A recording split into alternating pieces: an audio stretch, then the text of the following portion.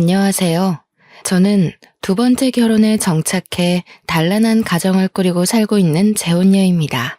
말 그대로 저는 재혼을 했습니다. 다들 재혼에 대해 어떠한 선입견을 가지고 계신지요? 재혼을 포용할 만큼 가치관이 자유로우신 분들 있으실까요? 저는 생각이 좀 자유로운 편입니다. 제가 재혼을 했기 때문에 편드는 거 아니에요.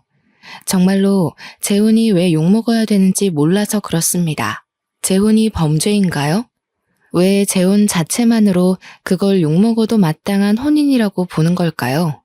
불륜도 어쩔 수 없는 인연이라고 개소리를 하는 세상에서 재혼이 왜 고개를 못 들 짓인가요? 단지 앞전 결혼을 실패했기 때문에 저 사람은 하자 있는 게 분명하다라고 생각하는 것도 이젠 그만두고 현실 속도에 따라가는 가치관을 배울 필요가 있지 않나 싶습니다. 재혼을 했기 때문에 겪는 불상사는 얼마든지 감안할 생각으로 재혼을 했지만 결단코 제가 새로 만난 시댁에 굽신거릴 필요는 없지 않습니까? 그런데 시댁에선 저를 자기들 손맛대로 주무르려고 하더라고요. 지금부터 재혼녀라는 이유만으로 제가 어떤 불리한 경험을 하였는지 들려드릴게요. 저는요, 이혼남 이혼녀라는 이유만으로 안 좋은 시선부터 보내는 사람들을 그다지 안 반깁니다. 솔직히 첫 번째 결혼에서 성공적인 인연을 이루었다고 말할 수 있는 사람 몇이나 되겠습니까? 100이면 100, 다들 결혼을 후회한 순간이 있을 거라고 봅니다. 본인은 이혼해야 할 만큼 고통을 받고 살면서도 내 몸 불살라 그 고비를 다 참아가며 그래도 이혼은 안 했다? 이게 그리 자랑할 만한 일인지 저는 사실 모르겠어요. 저는 재혼을 했기 때문에 재혼이 어떤 건지 너무도 잘 알고 있는데요. 이혼을 하지 않았다고 떳떳하게 말하는 사람들은 이혼을 하지 않은 게 아니라 할 용기가 없었던 게 아닌가 싶어요. 내가 사랑한다 생각해서 선택한 배우자와 지내다 보니 완전 상극인 걸 알았다고 칩시다. 내 선택이 틀렸다는 걸 인정하기 싫고 그 인연과의 연을 끊고 살 용기가 없어서 참고만 살았던 거 아닙니까? 재혼을 한 입장에서 저는 오히려 그런 사람들이 안타깝다고 봅니다. 그건 스스로를 무너뜨렸으면 무너뜨렸지 절대 나를 지키는 방법이 아니에요. 애초부터 상대에게 의지하기 위해 상대 없이는 못 살기 때문에 하는 건 결혼이 아니라 결혼으로 포장된 빈대가 아닌가 생각합니다. 이혼을 조정하려고 드리는 말씀이 아니에요. 적어도 내가 망가지는 걸 느꼈다면 나를 위해서라도 그 인연을 과감히 놓을 줄 알아야 된다는 걸 말하는 겁니다. 자식 때문에 그럴 수가 없다고요? 자식들은 과연 이혼 위기로 보이는 부모님을 보면서 그 상황에 행복할 수 있을까요? 부모님이 이혼 갈등을 겪는 건 자식들에게도 곤욕입니다. 이혼을 안 했다는 건 이혼을 미뤘다는 것일 뿐이에요. 실은 이혼하고 독립적으로 살아갈 용기가 없는 걸 다들 그렇게 포장하는 거잖아요. 저는 저의 행복을 위해 흔쾌히 재혼을 택했던 것입니다. 저한테 첫 번째 결혼은 실패가 아닌 어른이라면 겪을 수 있는 대인관계의 성장통이라고 생각해요. 성격 차이로 헤어진 첫 번째 결혼은 그냥 제가 그 남자랑 안 맞았다고 봅니다. 그 사람도 누군가에겐 최고의 연인이었을 수도 있죠. 저랑은 상극이었을 뿐이고요. 그렇게 이혼여임을 숨기지 않고서 여유를 가지며 살다 보니 두 번째 인연도 자연스럽게 찾아오더라고요. 두 번째 남자는 포장마차 사장님이었어요. 제가 결혼 때문에 잠깐 끊었던 혼수를 다시 즐기기 시작하면서 자주 가던 포장마차가 있었는데 거기 사장님과 대화가 잘 통해 말동무로 지내다가 사장님이 마음을 표시해 주어서 연인이 되었거든요. 사장님은 제가 본 남자, 여자 다 포함해서 가장 마음이 너그러운 사람이었고 그게 장사 마인드에서도 드러나서 손님들에게 주문 안주보다 더한 서비스를 마음 놓고 주는 사람이었습니다. 아마 그래서 제가 더 말동무로 포장마차를 자주 찾았던 것 같아요. 사장님이랑 있으면 저까지 마음이 부드러워지는 느낌이 있었거든요. 한 번은 손님이 시킨 안주보다 더 비싼 서비스를 내주는 사장님을 보고서 남는 게 있냐고 물은 적이 있었는데요. 사장님은 당연히 남는 게 있기 때문에 즐기면서 한다고 껄껄 웃더라고요. 사장님이라고 해봤자 저도 당시에 나이가 있던 처지였기 때문에 사장님이랑은 겨우 3살 차이밖에 안 났습니다. 사장님은 퇴근하고도 저와 흔쾌히 술친구가 되어주었는데 그 덕분에 이런저런 얘기를 다 했다 보니까 당연히 제가 이혼한 사정도 다 알고 있었어요. 그럼에도 저를 결혼 상태까지로 봐줬다는 게 고맙다가도 한편으론 미안하기도 했습니다. 제 입장에선 재혼이 죄라고 생각 안 하지만 초혼인 사람 입장에선 상대가 재혼이면 아무래도 자기가 2번째라는 인식을 할 수 있잖아요. 또 배우자와 같이 초혼인 경우와 혼자서 초혼인 경우는 또 완전히 다르니까요. 그래서 저는 만약 다시 결혼하고 싶은 인연을 만난다면 저 같은 돌싱을 만나려고 했습니다.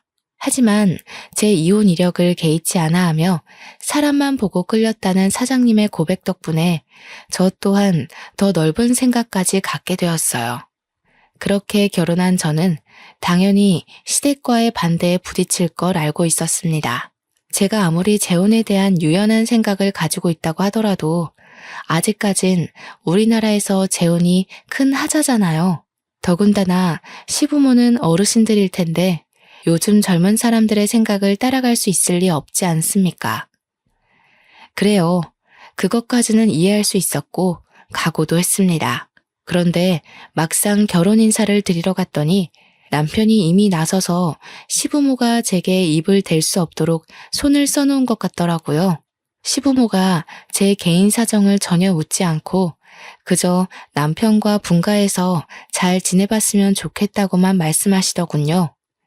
시작부터 일이 제 입장을 생각해주니 저는 남편에게 더없이 고마웠습니다. 덕분에 저희는 결혼부터 분가까지 아주 수월하게 진행이 되었어요. 재혼 부부라고 보기엔 너무도 신혼 같았고 뭐 하나 트집 잡히는 게 없었죠. 그러나 역시 문제가 없다면 제가 재혼녀 꼬리표로 이 사연을 쓰지도 않았을 겁니다. 결혼을 한 후 이제 막 신혼 살림을 정리하고 나서부터 시모가 저희 집을 방문하기 시작했는데요. 올 때마다 제게 얼마나 황당한 말씀을 하는 줄 아시나요? 첫째는 아들이어야 하는 거 알지? 늙은이 생각이라고 욕할 것 없다.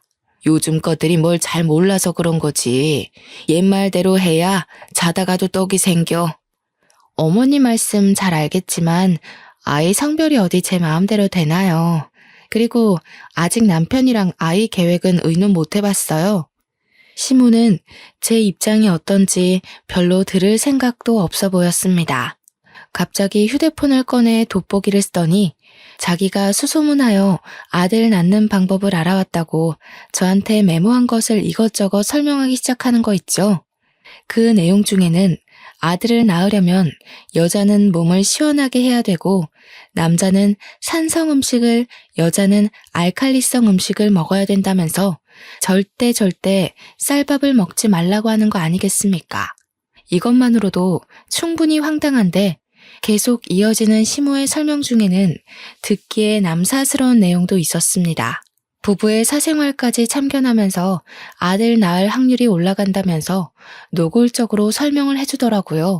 그 순간 제가 왜 이런 말을 듣고 있어야 되나 싶었어요. 그러면서 자기가 약사한테 알아보고 알칼리성에 강한 칼슘제까지 사왔다면서 지금부터 3개월간 꼬박 챙겨 먹으라는 거 있죠. 그날 이후로도 시모는 몇 날 며칠을 제게 전화하거나 방문해서 자기가 알려준 대로 하고 있냐고 검사까지 했습니다. 당연히 저희 부부 잠자리에 대해서도 날짜와 시간까지 물으며 제 배란일까지 계산해서 집요하게 캐물었어요.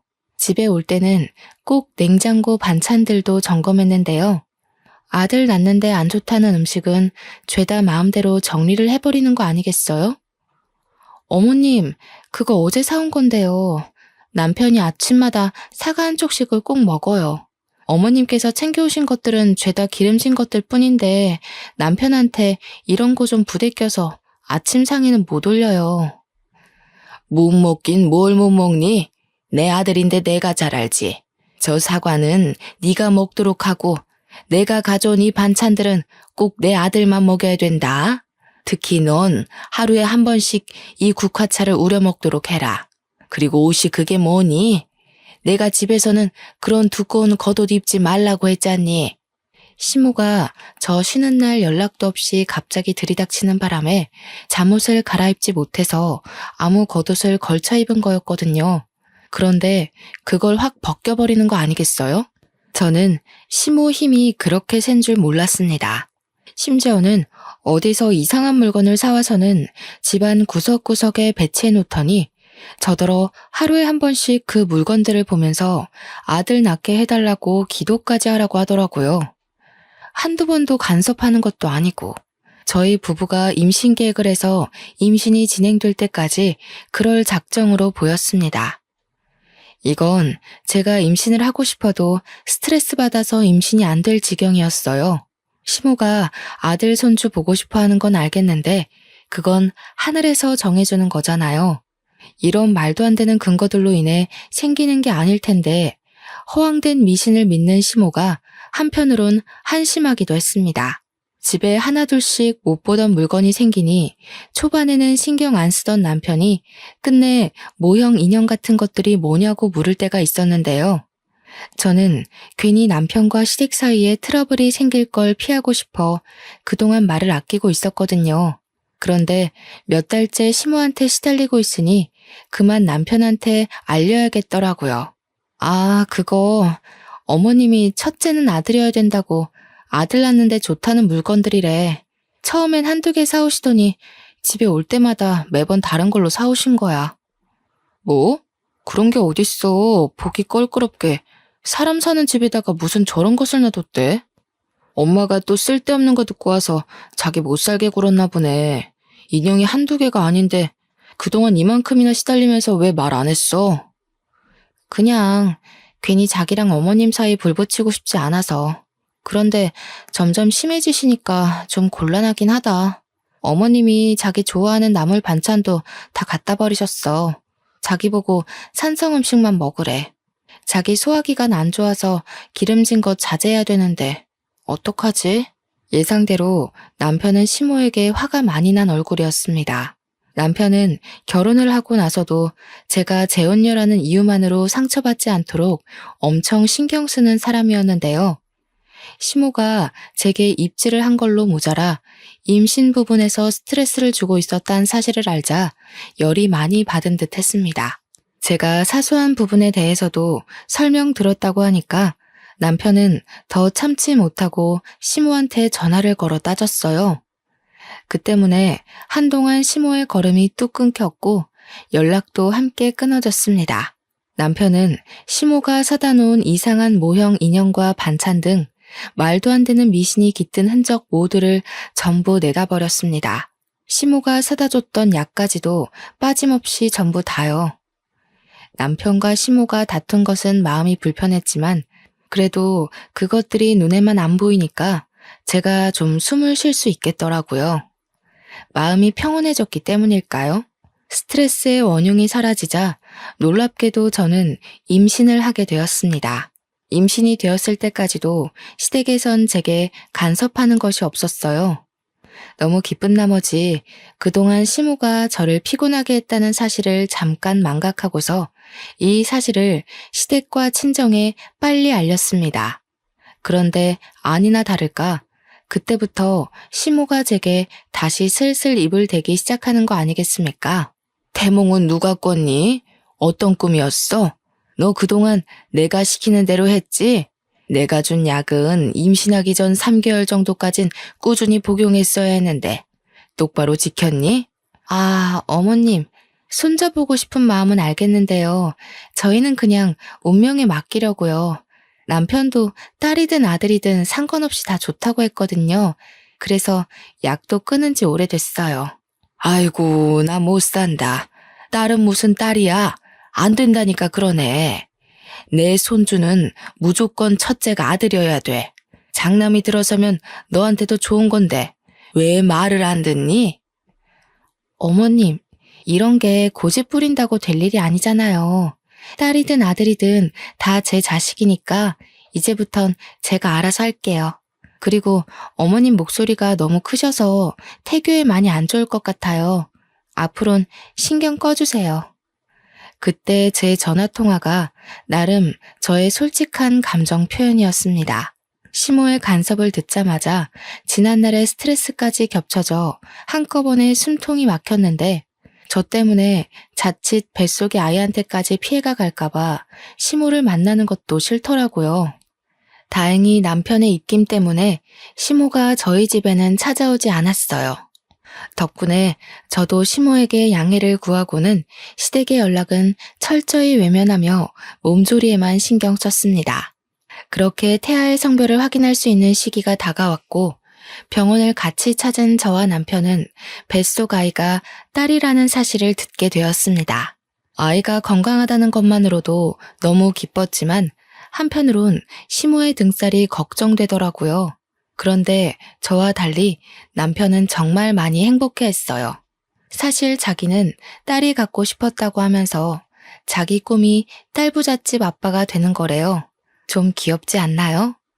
남편은 틈만 나면 귀갓길에 딸 물건이나 옷, 인형 등을 사오면서 딸을 맞이할 준비에 한껏 설렘 모습까지 보였습니다.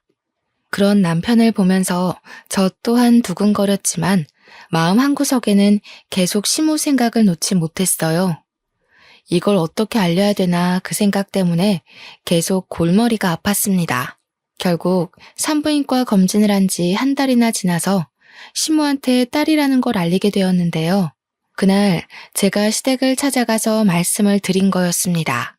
남편과 시부는 출근을 했던지라 시댁에 같이 없었고 시댁에는 산후조리를 끝내고 온 신우랑 신우의 아들을 안고 있는 시모만 있었습니다.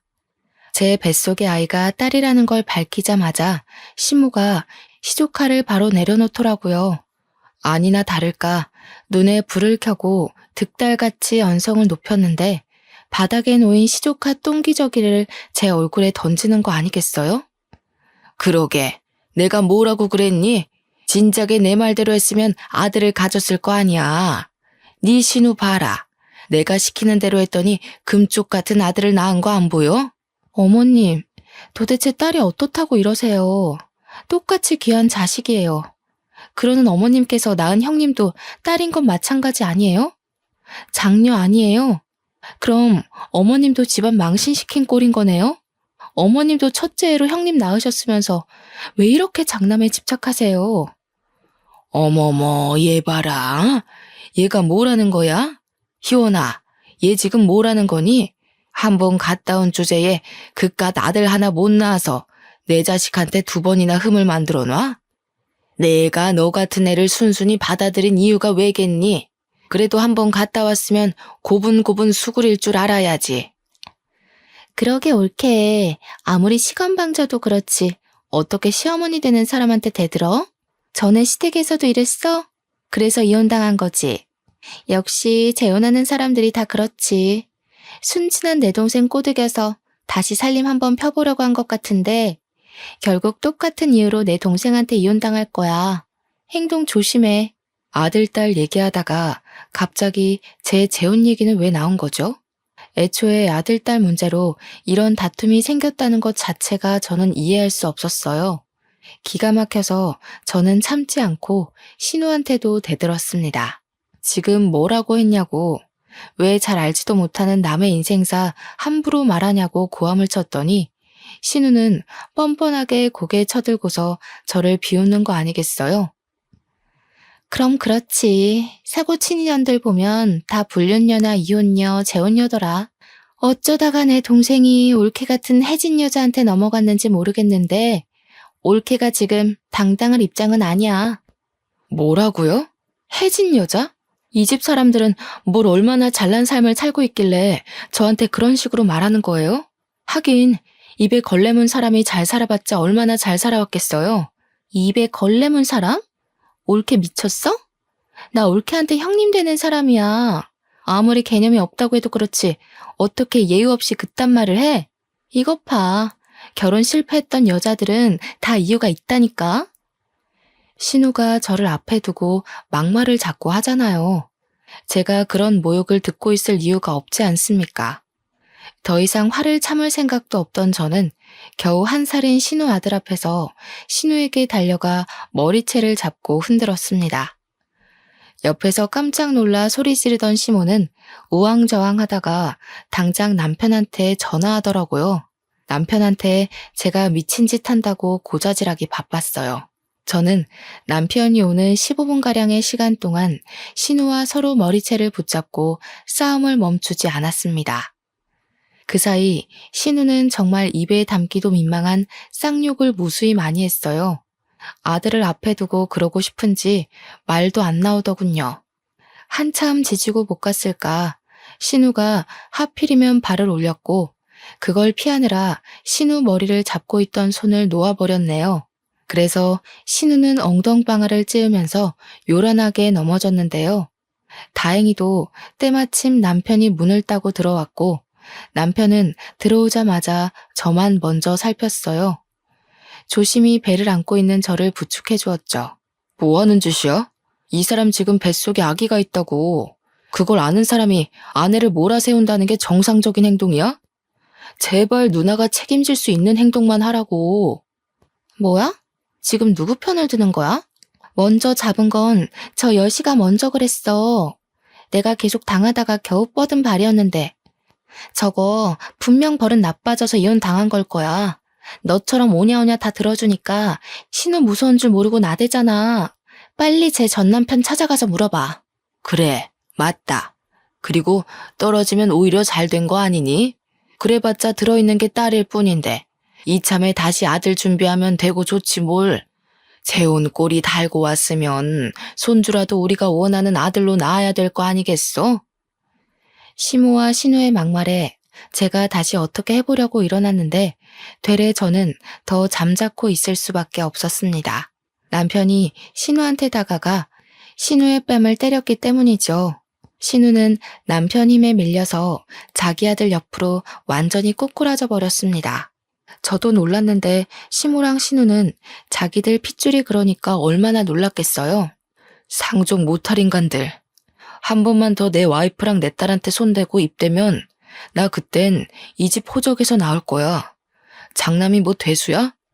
장남인 아빠도 내 결혼에 대해서 아무 말도 안 하는데 왜 어줍잖은 당신들이 난리야. 뭐? 아들아, 네가 어떻게 엄마한테 그런 소리를 할 수가 있어? 고작 저런 여자 하나 때문에 엄마를 협박해? 전현이 사주한 거지. 그렇지? 조용히 하세요. 평생 내 얼굴 안 볼 생각이면 계속해서 내 가족 건드려봐. 나 절대 그냥 하는 소리 아니야. 내 딸 손대는 순간 누나 아들도 잘못될 줄 알아. 남동생의 협박에 놀란 건지 신우는 남편의 말에 눈물까지 보이면서 억울했습니다. 저는 남편의 부축을 받고 그대로 시댁을 빠져나왔어요. 혹시나 싶어 남편이 산부인과로 저를 데려가서 딸아이가 괜찮은지 확인까지 하더라고요. 이상 없다는 전문의의 말을 듣고 나서 남편은 제게 마음 놓고 사과를 했어요. 우리 엄마랑 누나가 옛날부터 좀 간섭이 많은 사람들이었어. 자기 재혼에 대해서도 자꾸 트집 잡으려길래 나름 내가 찍소리 못하게 해놨는데 이런 수모 겪게 해서 미안해. 내가 아빠랑 상의해서 다시는 당신 옆에 얼씬 못하게 해줄게. 남편의 진심 어린 사과가 너무 고마웠고 든든했습니다. 남편의 잘못이 아니잖아요.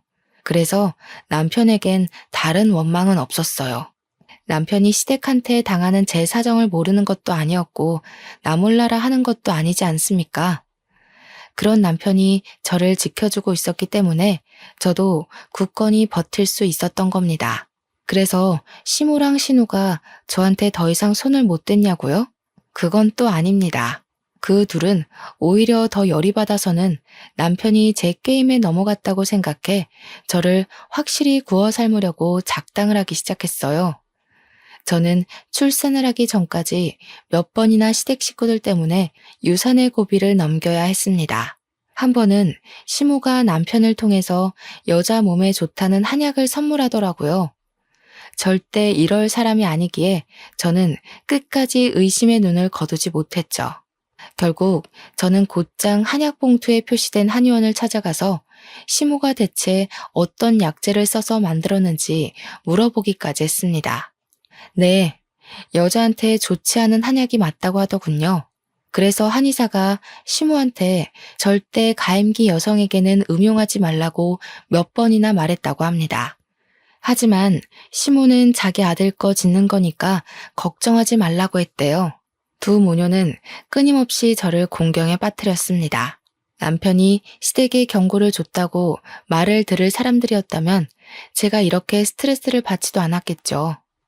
그래도 그 경미한 위험들이 제 앞에 닥칠 때마다 저는 하늘이 도운 건지 다행히도 운 좋게 고비를 넘겨왔는데요. 딱 한 번 불운을 피하지 못해 정말 위험할 뻔했던 적이 있었습니다. 그들을 도무지 용서를 해선 안 되겠다고 마음을 먹은 날이기도 했죠. 한날 장을 보고 횡단보도를 건너가던 중이었는데요. 갑자기 신호를 무시하고 달려드는 차 때문에 깜짝 놀라서 발을 헛디뎠거든요. 그때 하필 남산만 했던 배로 중심이 쏠리는 바람에 주위 사람들이 황급히 달려와 저를 도와주었습니다. 당시 제가 많이 놀라긴 했었나 봐요. 그만 기절까지 해버린 거 아니겠습니까? 그 와중에도 저는 쌩 지나가 버린 차 번호를 눈으로 외우고 난 뒤에 의식을 놓았던 걸로 압니다. 아마 아이를 지키고 싶던 엄마의 독한 의지 덕분에 저도 모르게 그럴 수 있지 않았나 싶은데요. 그 순간 발휘한 기지가 훗날 제게 역전의 기회를 안겨준 중요한 키가 되기도 했어요. 저는 119에 실려오는 도중 정신을 차렸는데 눈 뜨자마자 구급대원들에게 나는 괜찮으니 우리 아이 좀 빨리 검사해달라고 졸랐습니다. 그래서 아이를 먼저 확인했고 다행히 아이는 무사한 걸 들었습니다. 아이가 씩씩하게 잘 견뎌준 것이겠죠. 그제야 마음이 놓인 저는 남편에게 연락을 넣고 병실에서 멍 때리고 누워 있었습니다. 그동안 제 주변을 도사리고 있던 아찔한 순간들이 머릿속을 훅훅 지나가더라고요. 이혼 여인 저를 거절 한 번 없이 허락해줬으니 무조건 손자를 낳아야 한다는 시모 말이 계속 머릿속을 맴돌았어요. 차라리 그만한 이유라도 설득력이 있는 까닭이라면 제 나름대로 이해를 해보겠다만 언제 한번 시모한테 왜 꼭 아들이어야 하냐고 물은 적이 있거든요. 그런데 시모 말이 아들 낳는데 이유가 어딨냐고 그건 당연한 일이라고 하는 거 있죠. 그러는 본인은 딸을 첫째로 가져놓고 왜 자꾸 저한테 그런 억측을 부리는지 모르겠습니다. 뒤늦게 뛰쳐온 남편은 제가 괜찮은 걸 눈으로 확인하고 의사까지 불러서 제 상태를 제대로 듣고 난 뒤에야 안심을 했습니다. 제 앞에 무릎을 꿇더니 또다시 시댁 대신 사과를 하였어요. 당신은 잘못 없다니깐. 어린애들이 하는 장난질도 어른이 감당 못할 때가 있는데 다 큰 성인들이 그러는 걸 당신이 어찌 알고 맞겠어. 당신이 자꾸 시댁 대신 사과를 하면 난 그게 더 마음 불편해. 솔직히 어머님이랑 형님 용서 못하겠는데 당신이 이러면 내가 용서해야 될 것 같단 말이야. 그렇지. 거기까진 생각 못했다. 그래도 미안해. 내가 더 주의를 기울였어야 되는 건데. 정말 엄마랑 누나가 이렇게까지 나올 줄 몰랐어. 내가 생각해도 이건 사람 짓이 아니라고 봐. 그날 남편은 제 손을 잡으면서 심지를 단단하게 굳혔어요. 시댁한테 경고했음에도 정신 못 차리고 이런 몰상식한 짓을 벌였으니 자기가 그냥 천륜을 끊겠다고 하더라고요. 가족이라고 무조건 다 포용해야 될 의무는 없다면서 시모와 신우가 먼저 선을 넘었으니 뱃속의 자식을 위해서라도 위험 요인을 끊어내는 게 맞다고 하였습니다. 저는 별로 다친 곳이 없어 그날 남편과 함께 바로 퇴원을 했고 남편은 시댁에게 전화를 하여 절연할 것을 제대로 통보했어요. 그리고 살인미수로 고소도 할 거라고 했습니다. 저는 그런 엄벌까진 생각하지 못했는데 남편은 확실히 가족이라고 봐줄 생각이 없어 보이더라고요. 신고하는 데엔 문제 없었어요. 다행히 제가 증거 사진을 다 남겨놓기도 했고 아파트 건물 CCTV랑 도로 CCTV를 통해 제가 누군가의 고의로 위험에 처했다는 사실은 얼마든지 입증이 가능했으니까요. 계속 상황을 모른 척하며 떳떳하게 주장하던 시모가 남편이 고소를 한다고 증거 다 있다고 확고한 발언을 하자 그제야 당황해서 꼬리를 내리기 시작했는데요. 남편은 그 변명의 목소리조차 듣기 싫다면서 그대로 전화를 끊어버렸어요. 그랬더니 다음날 시모가 신우랑 같이 저희 집에 찾아와서 남편을 붙잡고 늘어지더라고요. 아들아, 정말 이 엄마 마음을 몰라서 그런 거니? 나쁜 뜻은 전혀 없었어. 너랑 새아기가 단단히 오해를 한 거다. 우리는 새아기한테 전혀 해코지할 생각이 아니었어. 그저 서운한 마음을 작게 표현했을 뿐이라고. 그래, 너는 뭐 그런 걸로 가족끼리 고소한 애만에 무섭게 말해? 올케도 다 아니까 그동안 말 안 하고 있었겠지. 안 그래, 올케? 괜히 작은 문제로 일 키우지 말고 그만 화 풀어. 앞으론 안 그러면 되잖아. 여러분들은 이게 과연 사과라고 생각하시나요? 반성의 기미가 있다고 보십니까? 누가 들어도 변명일 뿐이기만 한 발언으로 남편한테 사정을 하고 있으니 남편이 어디 눈 하나 깜빡하겠어요? 당연히 남편은 더 화가 나서 천륜을 끊을 거라고 큰 소리까지 쳤고 또 제가 용서를 안 하면 자기는 평생 시모를 안 보고 산다는 말까지 했습니다. 시겁한 시모가 서둘러 제게 와서 제 손을 잡았는데요. 그 힘에서 얼마나 간절함이 묻어나던지 맞잡은 손이 엄청 아렸습니다. 아가, 내가 다 늙어서 속상한 마음에 애들 장난처럼 표현을 했어. 정말 어떻게 해보려는 의도는 하나도 없었다. 가족끼리 가벼운 장난 정도는 눈 감아줄 수 있지 않니? 어머님은 가족끼리 목숨 가지고 노시나 봐요. 어머님이랑 형님은 제 아이를 노렸겠지만 제 목숨도 두 사람 손에 놀아놨다는 거 제가 정말 몰랐을 거라고 생각하세요? 장난이었다고요? 두 사람은 장난으로 던진 돌일지라도 제게는 매 순간 전쟁통이나 다름없었어요. 안다. 알고 말고. 내가 미처 네 입장까진 생각하지 못했구나. 이렇게 잘못했다고 사과를 하지 않니? 다시는 그런 일 없을 거다. 나 이렇게 우리 아들 안 보고 못 살아. 제발 한 번만 눈 감아주렴. 그래, 올케. 내가 솔직히 좀 심했어. 인정할게. 멀쩡한 내 동생이 한 번 갔다 온 여자한테 장가가는 게 아까워서 그랬어. 엄마가 아들 손자 바라는 것도 나랑 같은 심리야. 미안해. 딸 낳아도 괜찮아. 그러니까 우리 그만 화해하자. 저는 시모도 시모지만 신우의 태도가 정말 어처구니 없었습니다. 시모는 그래도 발을 동동 구르며 저를 붙잡고 울상짓는 신용이라도 했는데 신우는 전혀 아니었거든요. 한눈에 봐도 신우는 자기가 왜 사과를 해야 되는지 모르는 눈빛이었고 고소만큼은 피하기 위해서 어쩔 수 없이 고개 숙이는 느낌이 났어요. 원래부터 좋게 넘어갈 생각은 아니었지만 신우의 반성 없는 꼴을 보니 이 상황을 조용하게 넘어가면 안 될 것 같더라고요. 결국 신우는 자기 무덤 자기가 판 셈이에요. 신우 태도를 보고 제가 제 행동을 결정하려 했는데 신우는 제가 당시 현장을 피바다로 만들도록 화를 돋운 거예요.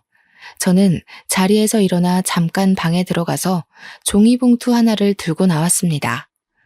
그러고는 신우 발 앞에 패디기를 쳤어요. 제가 횡단보도에서 의식 잃으면서까지 차번호를 외웠는데요. 조회해보니까 엄청 재미난 사실을 알았지 뭐예요?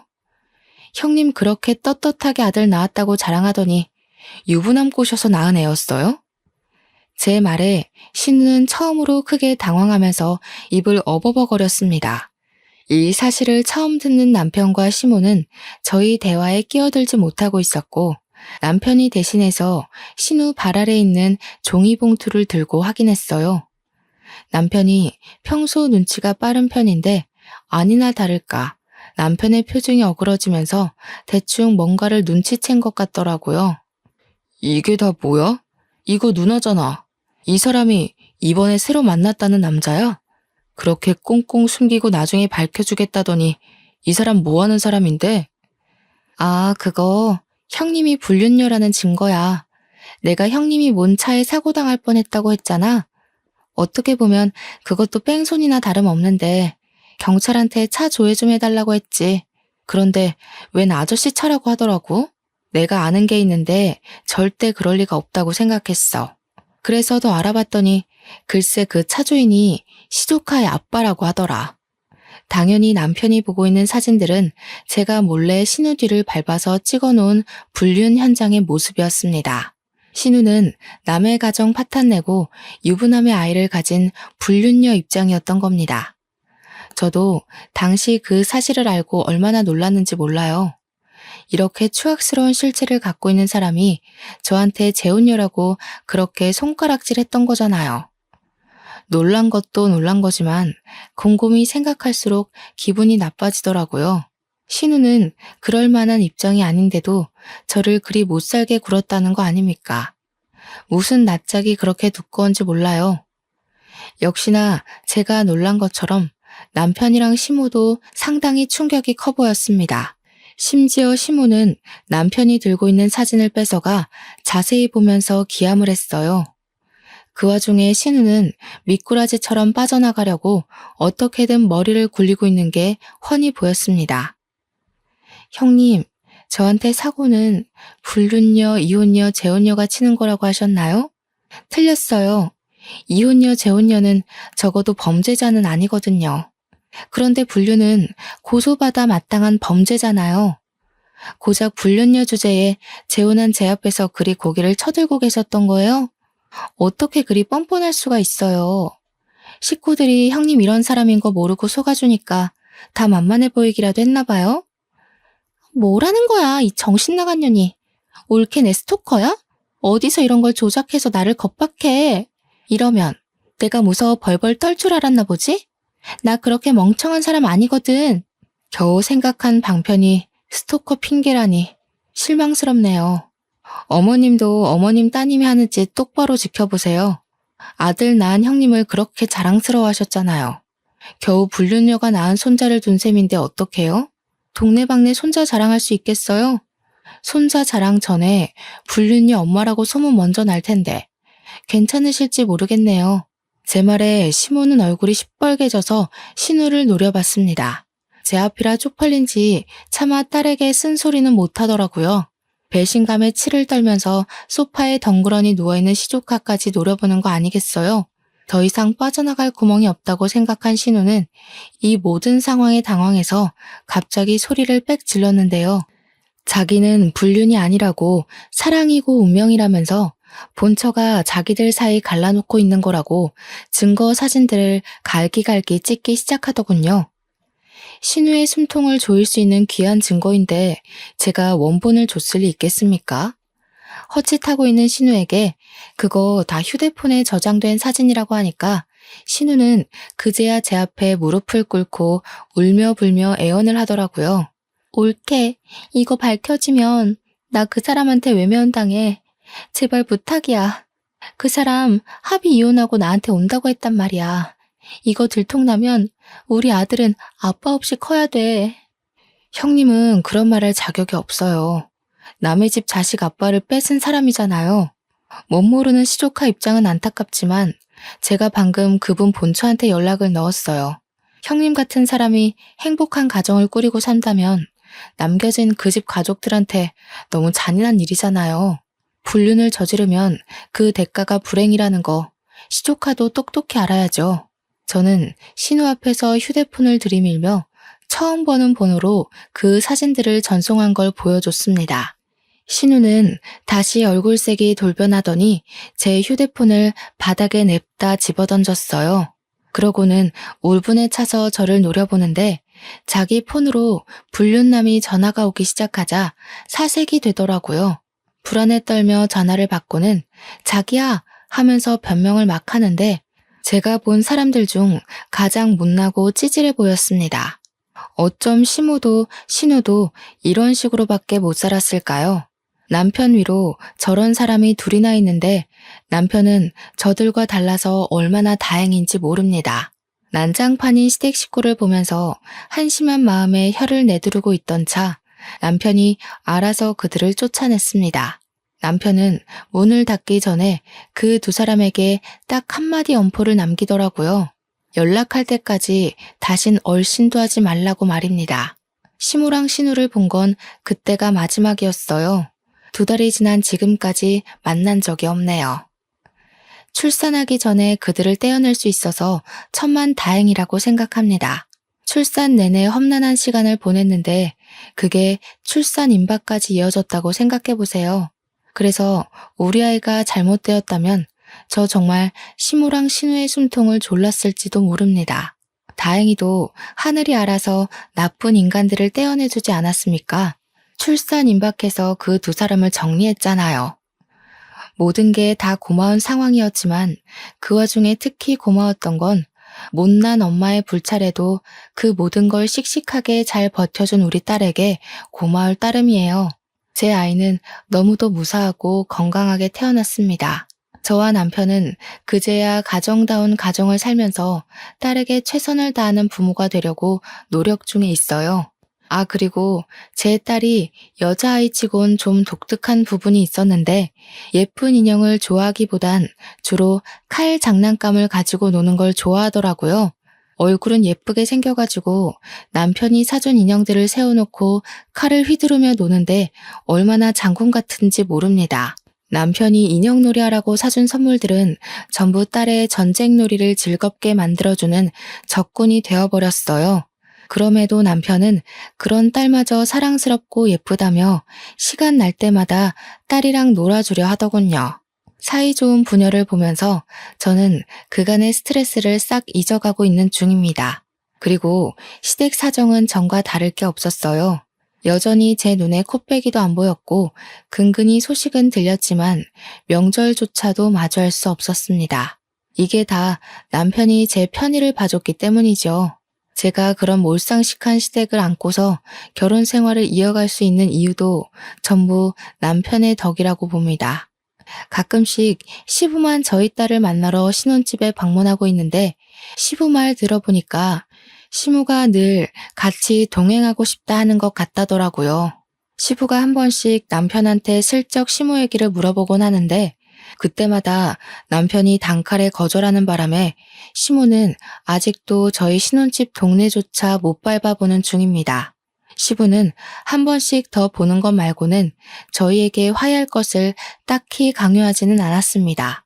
시부도 신우와 시모의 행적을 들었을 테니 감히 눈 감아주라고 언급하지 못하는 거겠죠.